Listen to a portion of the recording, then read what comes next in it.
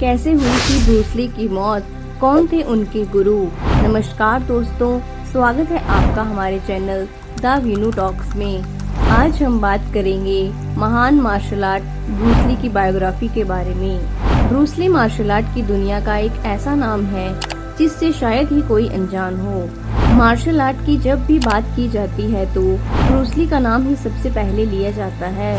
आज भी martial art के चाहने वालों में ब्रूस ली का दर्जा किसी भगवान से कम नहीं है। हालांकि ब्रूस ली ने बहुत ही कम उम्र में इस दुनिया को अलविदा कह दिया था, लेकिन उन्होंने अपनी मेहनत, कला और विलक्षण प्रतिभा से पूरी दुनिया में अपना नाम बनाया। आज भी उनके पूरी दुनिया में लाखों करोड़ों चाहने वाले हैं और उनको अपना आदर्श मानते हैं। आइए जानते हैं इस महान व्यक्ति से जुड़े कुछ जाने अनजाने पहलुओं के बारे में। हांगकांग की गलियों में बीता ब्रूस ली का बचपन। बहुत ही कम लोग जानते होंगे कि 27 नवंबर 1940 को अमेरिका में जन्मे ब्रूस ली का असली नाम ली जुन फान था।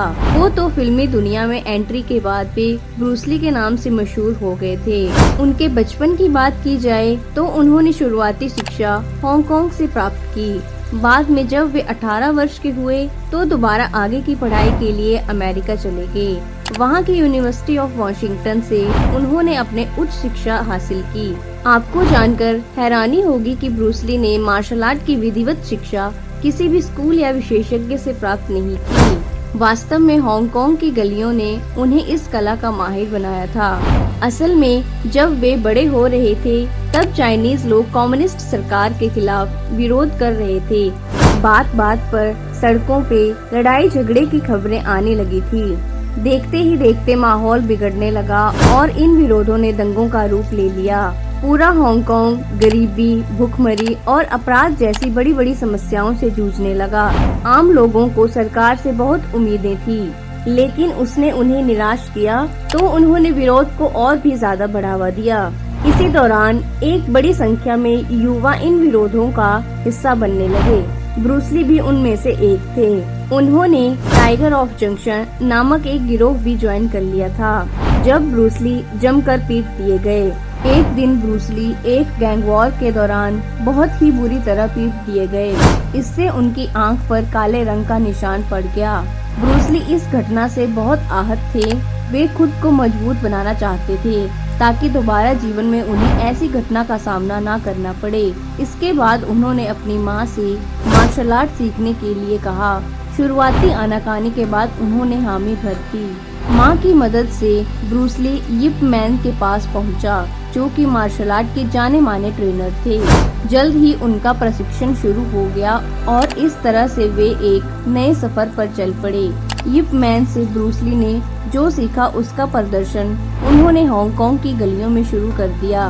देखते ही देखते वे मजबूत होते गए, इतने मजबूत कि उन्होंने कुछ ही दिनों बाद कई लोगों को बुरी तरह से पीट दिया। हालांकि ये कारनामा उनके लिए परेशानी का सबक बन गया। इसके बाद उनका नाम क्रिमिनल लिस्ट में जोड़ दिया। पिता को इसकी जानकारी मिली तो वह बहुत चिंतित हुए और उन्होंने ब्रूस ली को अमेरिका भेजने का फैसला कर लिया। वे अपनी पूरी तैयारी कर चुके थे, पर उनके क्रिमिनल रिकॉर्ड के कारण उन्हें वीजा लेने में दिक्कत का सामना करना पड़ा। हालांकि उनके पिता अपने संबंधों का प्रयोग करते हुए उन्हें अमेरिका भेजने में सफल रहे। अमेरिका में हुई नए जीवन की शुरुआत। अमेरिका पहुंचने के बाद भी मार्शल आर्ट के प्रति ब्रूस ली का प्रेम कम नहीं हुआ। हांगकांग की गलियों में अपने पुराने मार्शल आर्ट के उस्ताद यिप मैन से ब्रूस ली ने जो भी सीखा था वो अमेरिका में बच्चों के साथ बांटना शुरू कर दिया। 1959 में ब्रूस ली ने अमेरिका के वॉशिंगटन में लड़कों को डुंग एंड कुंफू कला सिखानी शुरू कर दी। बाद में ये कला ब्रूस ली कुंफू के नाम से मशहूर हुई। धीरे धीरे ब्रूस ली मार्शल आर्ट के क्षेत्र में मशहूर होने लगे। एक बड़ी संख्या में युवा उनके पास आने लगे। बाद में सीखने वालों की बड़ी संख्या को देखते हुए उन्होंने अपना एक मार्शल आर्ट प्रशिक्षण केंद्र खोल लिया। इस प्रशिक्षण संस्थान को ब्रूस ली ने ली जुन फान कुंफू मार्शल आर्ट इंस्टीट्यूट नाम दिया।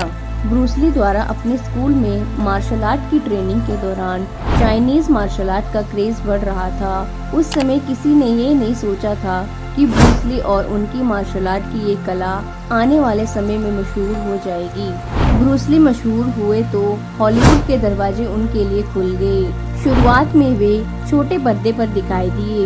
उनका अभिनय जानदार था, बावजूद इसके उन्हें बड़ी फिल्मों में काम करने का मौका नहीं मिल रहा था। इस पर कुछ लोगों ने उन्हें सलाह दी कि उन्हें वापस हांगकांग जाकर ट्राई करना चाहिए। असल में वहां बनने वाली फिल्मों में जिस तरह के किरदारों की जरूरत होती थी, उनके लिए ब्रूस ली एकदम फिट थे और वे हांगकांग आ गए। फिल्मों में भी बनाई पहचान। 1971 में हांगकांग में रिलीज हुई फिल्म द बिग बॉस में लीड रोल में नजर आए। इसमें उनके काम को काफी सराहा गया। बस यहाँ से ब्रूस ली ने पीछे मुड़कर नहीं देखा। एक साल के भीतर ही उन्होंने 1972 में आई फिल्म फिस्ट ऑफ फरी में एक अहम किरदार निभाया। ये उनके कैरियर की एक बड़ी ही हिट फिल्म साबित हुई और इस तरह पूरे एशिया में ब्रूस ली की मार्शल आर्ट को लोकप्रियता मिल गई। ब्रूस ली में सबसे खास बात यह थी कि वे बहुत ही फुर्तीले थे। कहते हैं कि शूटिंग के दौरान जब वे विलन को पंच मारते थे तो उनका एक्शन इतना तेज होता था कि कैमरा भी उनको पकड़ नहीं पाता था। सिर्फ ब्रूस ली ही नहीं, उनके परिवार के अन्य लोग भी फिल्मों से जुड़े रहे। लिंडा एवरी, जो कि उनकी पत्नी थी, उन्होंने हर कदम ब्रूस ली को ढेर सारा प्यार दिया। उनसे ब्रूस ली को ब्रैंडन ली और शार्लिन नाम से 2 बच्चे हुए।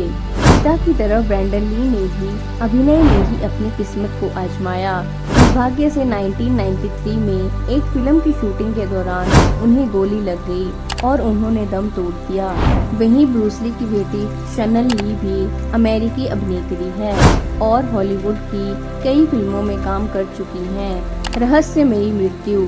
कम उम्र में ही अपनी मार्शल आर्ट की विशेष कला से दुनिया भर में सुर्खियां बटोरने वाले इस महान मार्शल आर्ट एक्सपर्ट की मात्र 32 साल की उम्र में रहस्यमयी तरीके से मृत्यु हो गई थी। 20 जुलाई साल 1973 को हांगकांग में ब्रूस ली ने दुनिया को अलविदा कह दिया था। कहा जाता है कि 10 मई 1973 को हांगकांग में एक शूटिंग के दौरान ब्रूस ली चोटिल हो गए थे। इस चोट से उनके सिर में सूजन आ गई, जिसको उनकी मौत की एक बड़ी वजह माना गया। अपनी मौत से एक दिन पहले गेम ऑफ डेथ फिल्म के बारे में फिल्मकारों से चर्चा कर रहे थे। उस दौरान उन्हें सिर में दर्द की शिकायत हुई। तब उनके साथी ने उन्हें दर्द की दवाई दे दी। दवा खाने के बाद ब्रूस ली होटल के कमरे में आराम करने चले गए। रात को जब वे डिनर करने नीचे नहीं आए तो उनके साथी उनके कमरे में पहुंचे, जहां वे कमरे के बेड पर पड़े हुए थे। आनन फानन में एम्बुलेंस बुलाई गई और उन्हें अस्पताल ले जाया गया, जहां उन्होंने रास्ते में ही दम तोड़ दिया। इसके बाद उनकी मौत को लेकर काफी सवाल उठाए गए, लेकिन आज तक उनकी रहस्यमयी मौत से पर्दा नहीं उठ सका। हाँ, मीडिया में इसकी खबरें जरूर आती रही। इस तरह मार्शल आर्ट की दुनिया का एक चमकता सितारा अपने चाहने वालों को मायूस करके चला गया। वो आज हम लोगों के बीच नहीं है, लेकिन उनकी यादों को लोग आज भी अपने दिलों में बसाए हुए हैं। समाज के हर वर्ग में ब्रूस ली का क्रेज आज भी देखने को मिलता है, खासकर बच्चों में। वे उनके नाम से बने वीडियो गेम्स के किरदारों में भी उन्हें ही ढूंढने की कोशिश करते हैं। हांगकांग में ब्रूस ली की याद में वहां की सरकार ने चांदी से तैयार स्टैचू ऑफ ब्रूस ली का निर्माण किया, जो हांगकांग के सबसे बड़े स्टैचू में गिना जाता है। तो दोस्तों, ये थी ब्रूस ली की कहानी। हमें कमेंट्स में जरूर बताएं, क्या आप ब्रूस ली की रहस्यमयी मृत्यु के बारे में जानते थे या नहीं। आपको हमारी वीडियो अच्छी लगी हो तो अपने दोस्तों के साथ जरूर शेयर करें और ऐसे ही वीडियोस देखने के लिए हमसे जुड़े रहें। मिलते हैं आपसे अगली वीडियो में, तब तक के लिए धन्यवाद।